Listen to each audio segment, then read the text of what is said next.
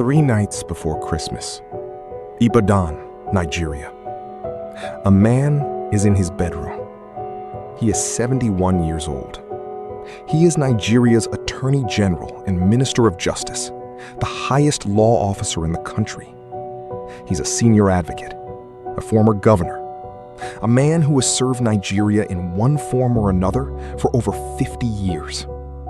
He has spoken at international conferences, defended democracy under 3 military regimes, and just been appointed to represent Africa on the United Nations International Law Commission.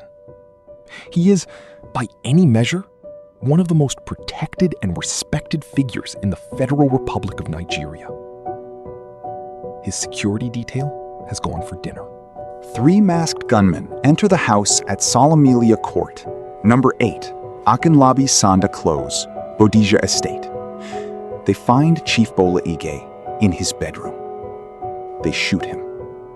By the time his aides and neighbors respond, it is already over. He is rushed to Oluyoro Hospital. The then governor of Oyo State rushes to his bedside and immediately calls a SOROC. Calls President Obasanjo directly. Obasanjo asks how serious it is. The governor says, "It is very serious." According to accounts of the conversation, Obasanjo says he will come. Then he does not come.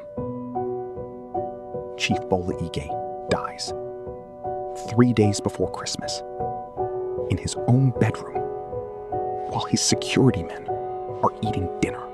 Suspects were arrested. A witness identified one of the killers. The case went to court. And then, piece by piece, it fell apart in ways that some people believe were not accidental. Today on Evidence Room, we are opening the Bola Ige file. This is episode 02 of the West Africa Files, and this case is going to make you angrier than anything we have covered so far. Chief James Bola Ige was born in 1930 in Kaduna, a Yoruba man born in the north, which immediately tells you something about the kind of man he was going to become.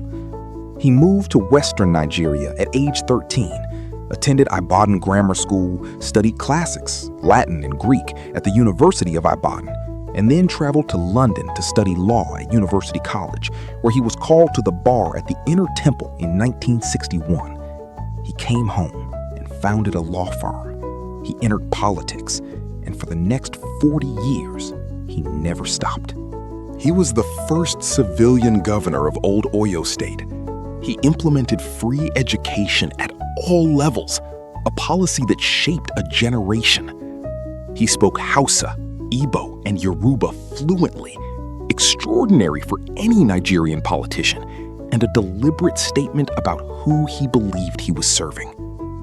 He was called the Cicero of Esa-Oke, after the greatest orator of the Roman Republic, and the comparison was not flattery, it was accurate. He could hold a courtroom, a rally, or a state house in silence for hours. Wole Soyinka, Nigeria's Nobel laureate, was among those who mourned him, and among those who never stopped demanding answers. In December 2001, Bola Ige was at the peak of his public life. He was serving as Attorney General and Minister of Justice under President Obasanjo. He had just been confirmed as Africa's representative on the United Nations International Law Commission, a posting that would have taken him to The Hague. His future was still being written. But the people who loved him were afraid. His daughter, Funsho Adegbola, later gave an interview that I cannot stop thinking about. She said that in the days before the assassination, she had a dream. She dreamt she was mourning, dressed in black. She was so disturbed that she told her father. His response, and she quoted this word for word, was, "Nobody can kill me. My life is in God's hands." A friend had read a newspaper article suggesting Ige might not return alive from a planned visit to Ife.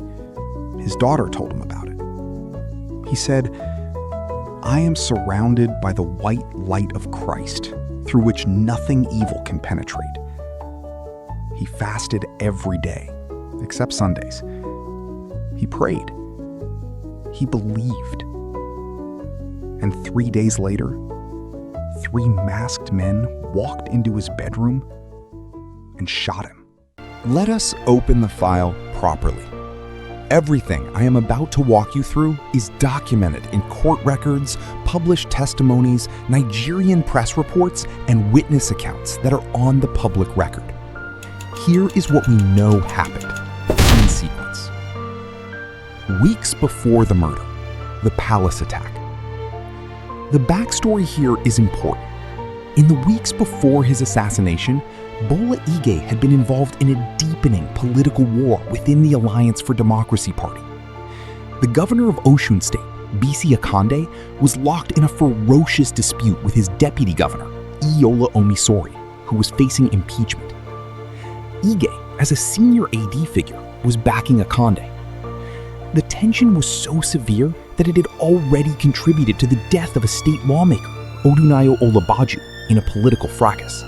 Then, something happened that would later seem like a warning nobody heeded. Bola Ige attended an event at the palace of the Uni of Ife. A mob, allegedly loyal to Omisore, physically attacked him. They removed his cap and his glasses. They humiliated him in public at a sacred Yoruba palace in front of witnesses. Omisore then went on radio and said, and this was broadcast publicly, "Bola Ige came on radio to insult me and my family. That is his last one. He was beaten yesterday." That statement, "that is his last one," was heard by the whole country. 1 week later, Bola Ige was dead.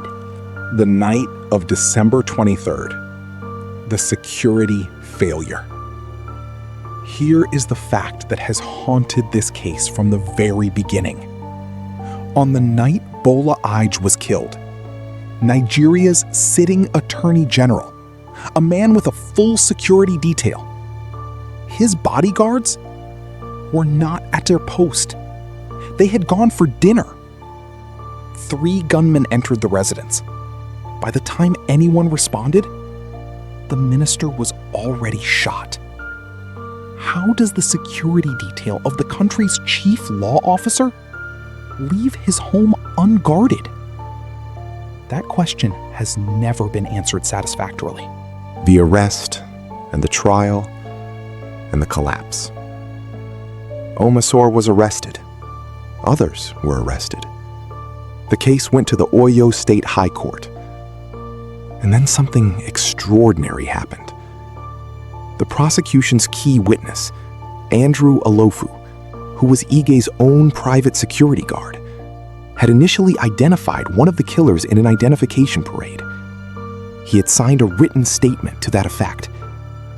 His evidence was crucial. The case appeared to have teeth.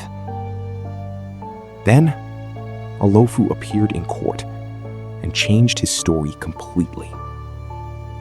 He told the judge he could not recognize any of the 3 gunmen who had entered the residence because, and here is his exact quote, "At that time, I was in a state of confusion and fear had gripped me." The identification parade identification vanished. The signed statement effectively became worthless. Every suspect was acquitted. The killers walked out of court free men. This case has 3 layers of failure. First, whoever ordered the assassination. Second, whoever allowed the security breach to happen. And third, whoever made sure the prosecution collapsed. Let us go through each one, because evidence room does not flatten complicated stories into simple ones. Suspect layer 1, the political rival. Iolola Omisore, the deputy governor of Osun State, was the most publicly named suspect. He had motive. The political war with Bola Ige had been escalating for months. He had opportunity. Ige's movements were known. And most critically, he had made a public statement that could be interpreted as a threat, broadcast on radio 1 week before the killing. He was arrested, charged, and tried. he was acquitted. He later went on to have a continued political career in Nigeria. To this day, no court has found him responsible for Bola Ige's death. Suspect Layer 2, the security failure. Let us be direct about something. Nigeria's Attorney General, the person legally responsible for the security of the justice system, was killed while his personal security detail were eating dinner. This is not a minor operational oversight. This is either catastrophic negligence or deliberate abandonment of post. The question of who authorized that security rotation, who told those men it was acceptable to leave their station that evening, has never been publicly answered. Chief Bisi Akande, in his own autobiography, wrote that the federal government at the time showed a reluctance in pursuing justice for Bola Ige's murder. He was in a position to observe that closely. Suspect Layer 3, the presidency. This is the most uncomfortable part of this story for many Nigerians, and it is important to present it with care. Bola Ige served under President Obasanjo. When the governor of Oyo State called Obasanjo to tell him the minister was dying, Obasanjo said he would come. He did not come. He was president for 6 more years after Ige's death. 6 years to find the killers of his own attorney general. He did not find them. Wole Soyinka, in a message to the 20th anniversary of the murder, pointedly asked whether the government's pledges to investigate had amounted to yet another instance of political bravado. He called the pattern of unsolved political murders a culture of impunity that Nigeria had failed to address. Those aren't the words of a fringe commentator. That is a Nobel laureate speaking on the record, saying plainly that the system failed Bola Ige and continues to fail everyone like him. The killer or killers of Bola Ige are almost certainly still alive. In a country where political memory is long, someone knows who gave the order. Someone knows who paid the gunmen. Someone knows why the key witness changed his story in court.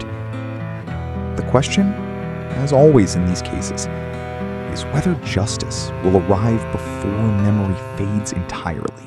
I want to end with the fact that I find hardest to sit with in this entire case.